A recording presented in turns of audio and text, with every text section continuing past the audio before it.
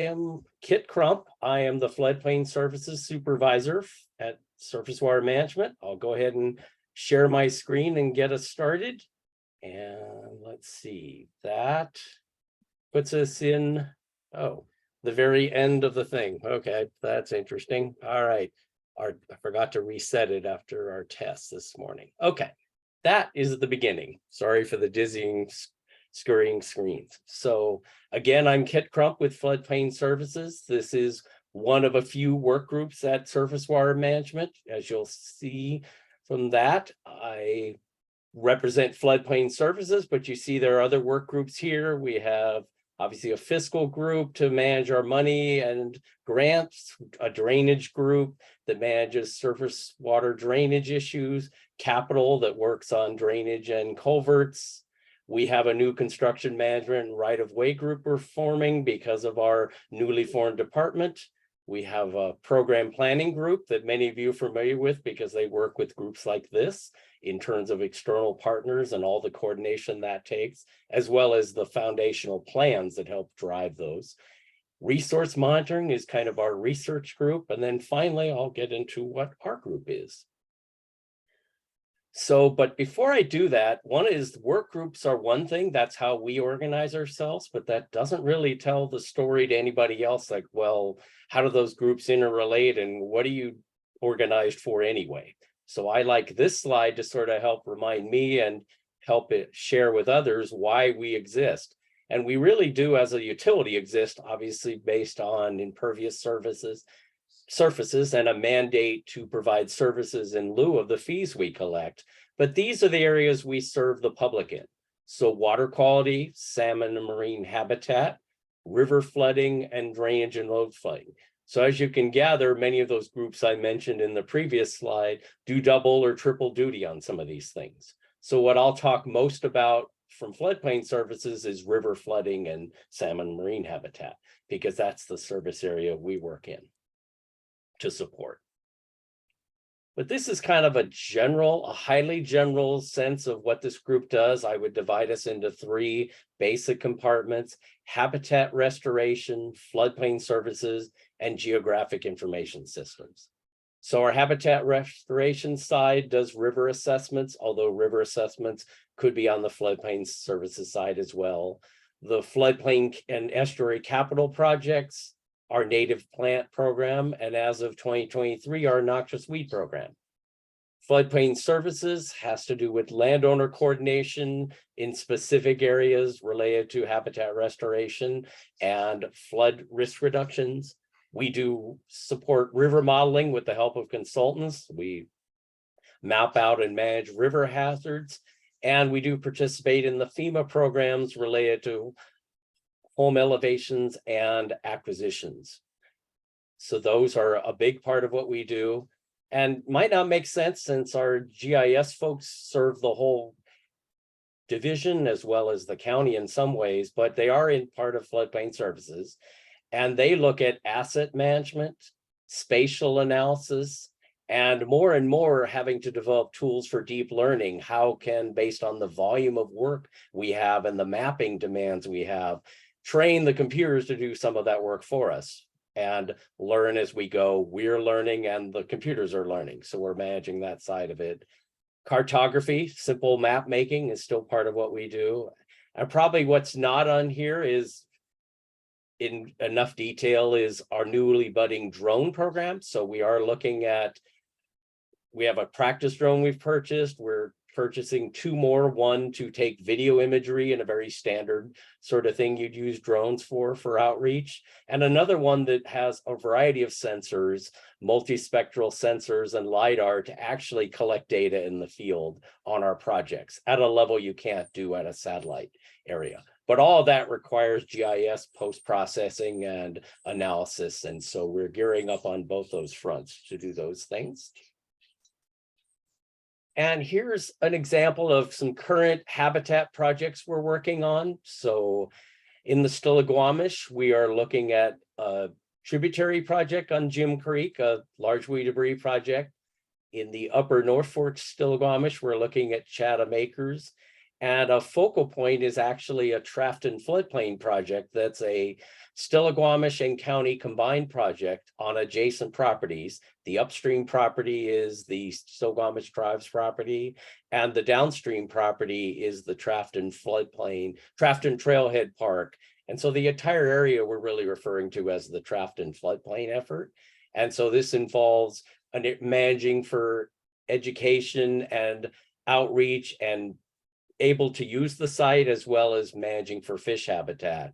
And the big thing here is on our property, there's no armoring, so there's no way to keep the river from constantly eroding. And so Parks has said this is a better use for habitat restoration rather than the recreational use they envisioned in the past. The tribe's property does have armoring, and they'll be removing that. So that's the Stillaguamish side of things that the county is involved in. The Snohomish side of things, we're doing a lot with Chinook Marsh to tee that project up. This is a large estuary project, and I'll have one map where I look at districts and I'll point out that project and its vicinity to a partner project on DD 13 that the Conservation District is doing. We then have a project on a major tributary, the Pilchuck River. So the Middle Pilchuck project involves log jams and side channel efforts. And then on the main stem below the confluence of the Snoqualmie and the Skykomish, where all of our fish need to pass through, we have a very important location, Thomas's Eddy, which is on Bob Herman Park, where we're looking at the floodplain enhancements to actually increase rearing habitat. So those are the main projects we're involved in that are salmon related. Looking at the other side of it, we have flood monitoring, some level of response, but mostly monitoring and analysis. We do have flood teams that every time there's a flood, they go out and look at where the high water marks are and record those. We have levee inspections to the extent we can, given the large universe of where we can actually do the, respond to those. We then have a river gauging program, and that used to be in our shop. That's now with the research monitoring group. On the study side of things, one of the main things we do is produce 2D H&H modeling, the hydraulic and hydrologic modeling. And this has been done in the Stillaguamish and the Snohomish at a large scale. There's interest in doing it at smaller scales and updating different areas. So we are looking at that. The geomorphic assessments we've done on the Skykomish and talking about doing in the Stilly are related to that, because you can't really talk about the effects of water without talking about what the sediment is doing and then how the sediment influences future water use. We have channel migration zone studies, the main one we've done in the Skykomish. We have an infrastructure at risk assessment also done in the Skykomish. I'll talk a little bit about community floodplain solutions. That's why some of this work is farther along in the Skykomish than it is elsewhere, but the argument that it's needed elsewhere can't be overstated. This is the kind of mapping and analysis that's needed pretty much everywhere we go. And so here we're sort of looking at kind of when you look at future scenarios, you can map out an area like this. Hopefully you can see my cursor move. These blue areas change depending on what scenario you're looking at. We expect 30% more flows in the future than we have now. This is the gauging network that tells us kind of what's going on now. These are historical documents that talk about what our future will look like in more frequency, but this is a past photograph, so these kind of things have already happened. And something I always try to remind myself and everyone else when we talk about this is a tagline we came up in the past, which was, these are already not our grandparents' rivers. They've already changed and they're going to keep changing. So we need to be creative in how we approach the future, because the past by itself is not alone going to help dictate how and where to act and what to do. So here's another example of that, looking at a flood map combined with a geomorphic assessment where we look at avulsion pathways and lateral migration potential in a watershed to say whether a relic side channel will actually likely be activated by a little bit of water or by a massive amount of water. When I say avulsion, that means the river is shifting from a main channel to a side channel. So if that were to happen, this would have less water and a side channel like this would have more water. And so pointing to this one here, that is a known avulsion risk where that could happen. So you can manage for that in terms of habitat things, but in terms of risk, you have to be mindful of that as you're designing projects. And like many of our projects, there's infrastructure of all kinds, farming and habitat potential and existing habitat, all in the same location. So the devil's in the details, especially when you drill down even to this level, and to the right of the screen is an active project area that we are working on. Shingle Bolt Slough, which I now know what I didn't put on the list of our project. So that was an incomplete list. So river flooding, part of what we do, this is as it's defined now and when an emergency response is needed.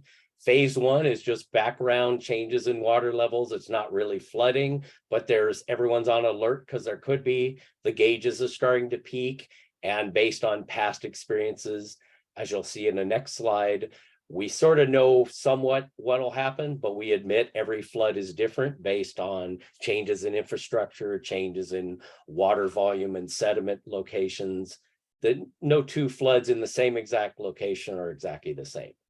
But as we get to phase two, regardless of where it is, it starts to become an emergency and something we need to respond to in coordination with the Department of Emergency Management. So it's no longer just us informing things. We actually sort of serve the Emergency Operations Center in our capacity and our mandates and treat it that way. Obviously, phase 3 and 4 are even more to that point. More road closures, more levee overtoppings, and more agencies involved.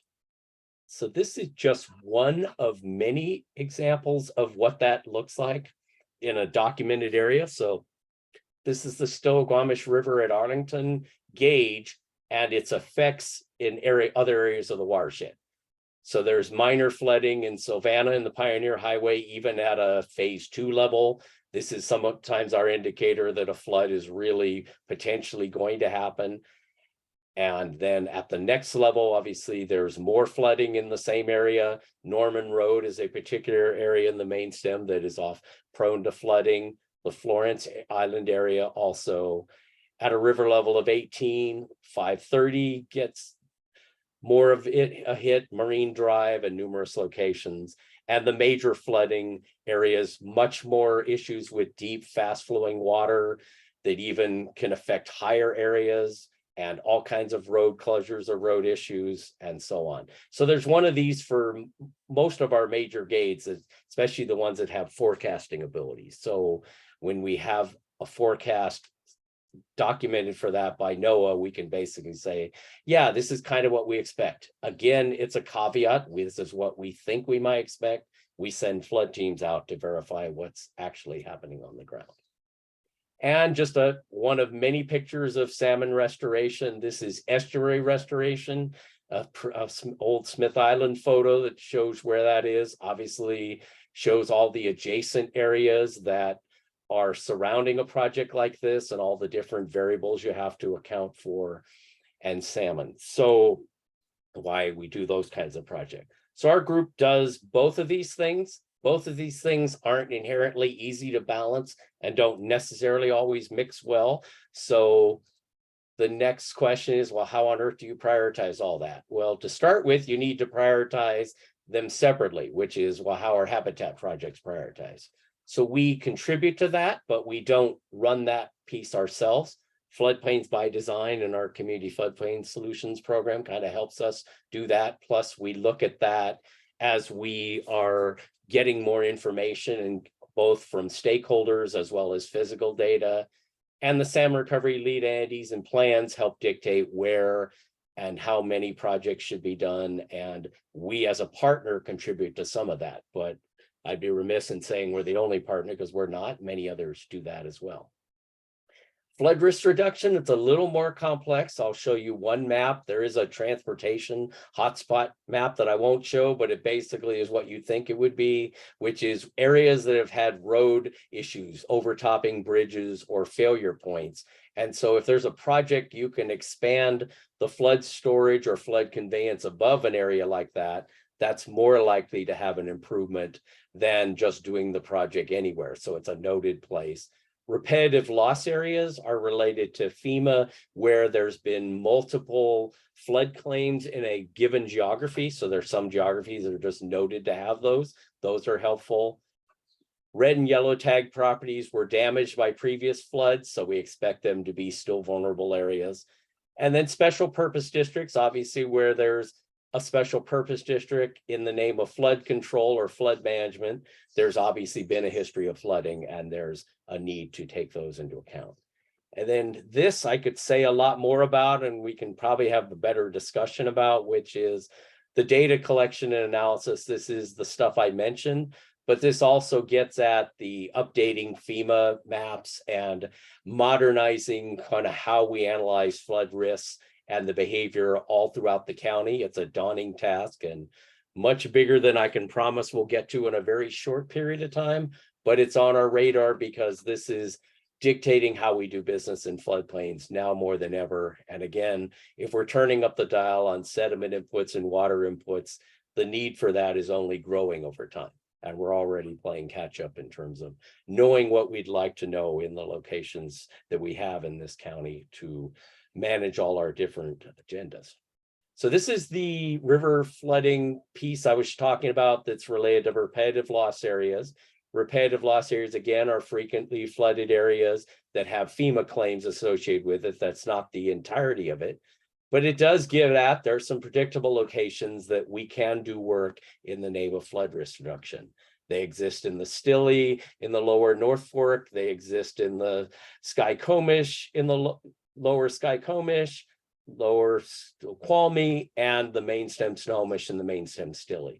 And I also like this slide because it kind of reminds us, in my simple way of looking at rivers, in one way is that there's energy portions of a river and volume portions of a river.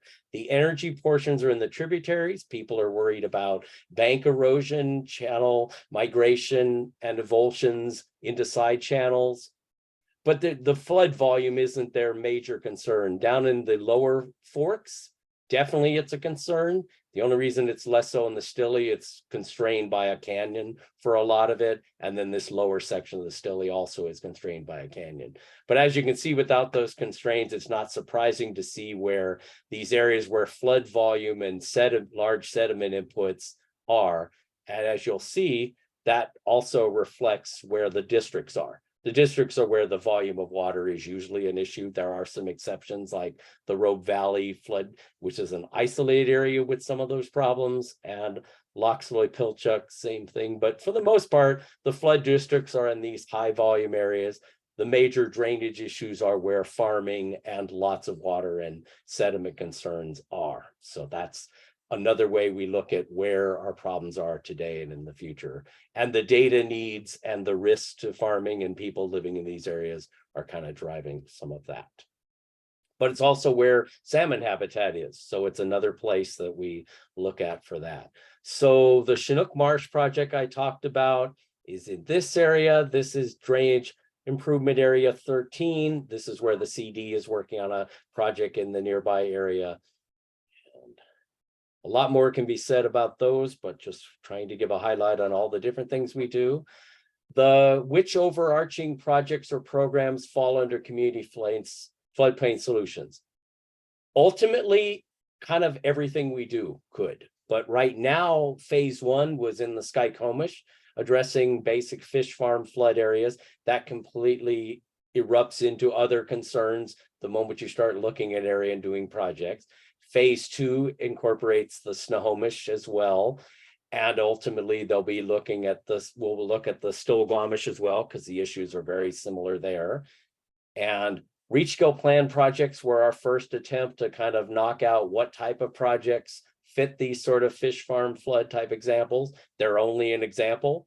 They're not the end all of these projects, and they're not everything every partner is thinking of, but they are a good example of what CFS-like projects are like. They're salmon plus other benefits, or they're flood risk reduction and ag. They have the mixture of those things, but you have cities and other infrastructure, critical infrastructure in these areas as well.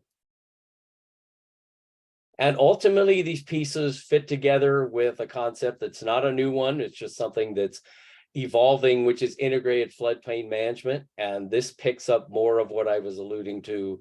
Beyond the fish farm and flood side of things, it's also emergency management and other aspects, transportation networks and how those interact, and what transportation is vulnerable during disasters and so on.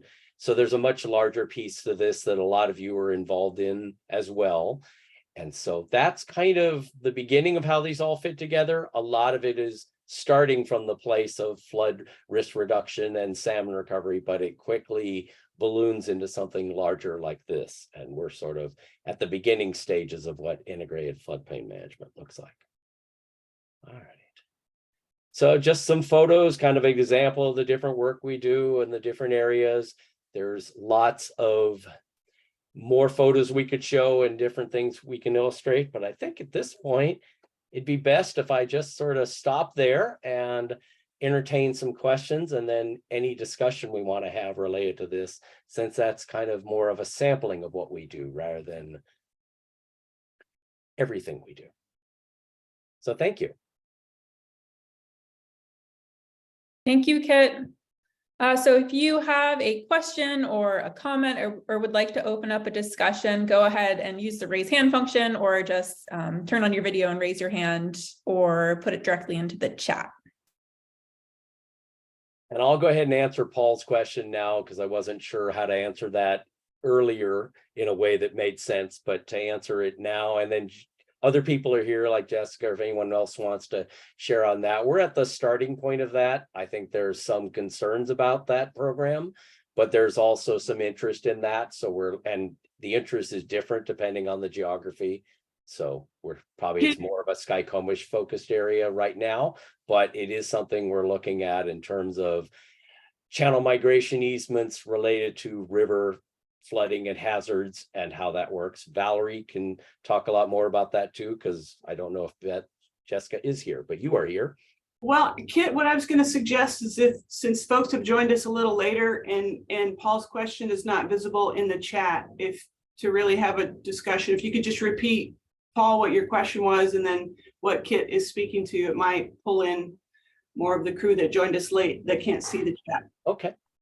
Oh, yeah, gladly. So my understanding is Snohomish County has been considering different ways of working with river landowners and compensating private landowners for different things that the river does, while allowing the river to do things that support habitat formation or provide other public values. So trying to figure out how to manage and balance that. And one of the concepts was of a river migration easement, where the public basically purchases the right for the river to move into private property with the consent of that private landowner, and figuring out how to make that work. So I was curious about that development of that in general. I was also curious about sort of in the community floodplain solution conversation in the Skycomish, and sort of the sort of level of interaction you've had both with the landowners on the river as well as the community at large, and sort of what kind of feedback or response you're getting. So two questions, two complicated questions buried in one. Sure, short no problem. Yeah, and just to be clear, I want to make sure everyone knows that, it's obviously a multi-pronged thing. So my group only has one piece of that, but I'm obviously involved in that.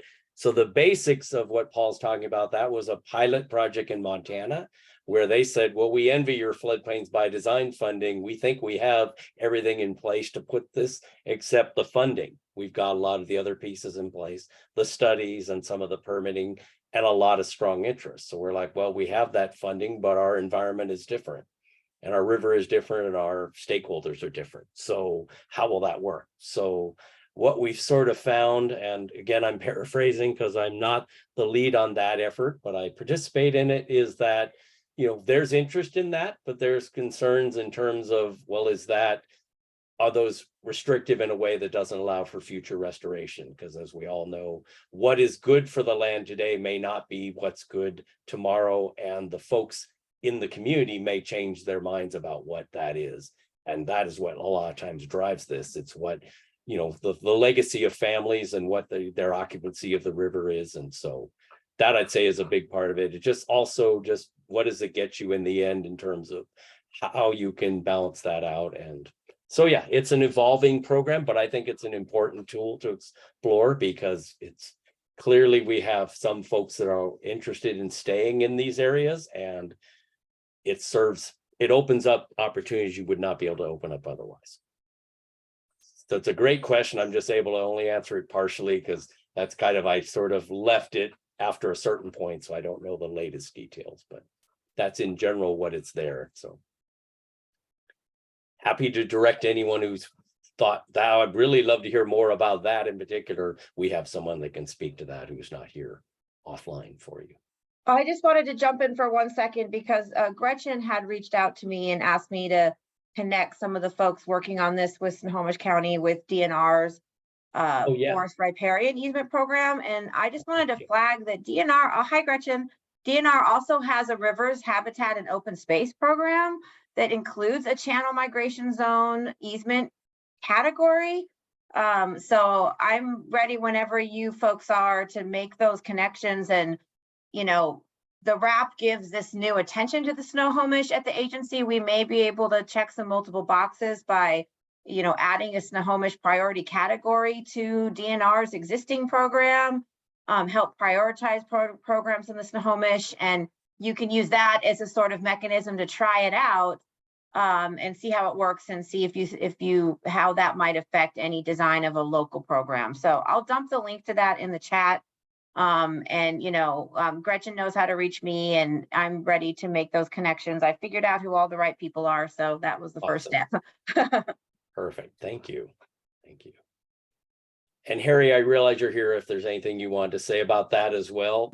Yeah, maybe I can introduce Harry to Rachel. Yeah, for sure. It's nice to meet you, Rachel. Yeah. No, I don't really have too much more to add from what Kit already said. I think he did a great job explaining it. The only thing, I think there was part of your question, Paul, regarding direct landowner outreach. I don't think we've had any of that so far. I'm fairly new to this group. I've been here for about 3 months, and this is one of the projects I'm working on. I know we've had a bit of a mixed bag feedback from other stakeholders in the basin, but we're just developing a white paper right now, which is going to be very informative about what this process would look like and the different tools involved. And we're going to use that as a decision-making tool to see if we're going to move forward with this. But that's kind of at the phase we're at right now. We haven't had a ton of direct landowner contact regarding the CME, the channel migration easement quite yet.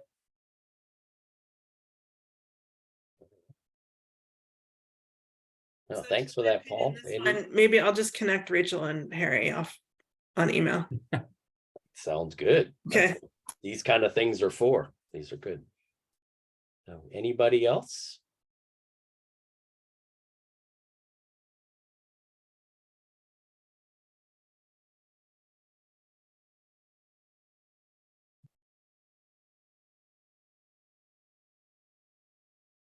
Great. Well, we will officially end the presentation here, but since we're ending it a bit early, Kit, can you hang on for a few more minutes in case folks have additional questions or maybe a small group discussion they'd like to have? Sure, I can definitely do that.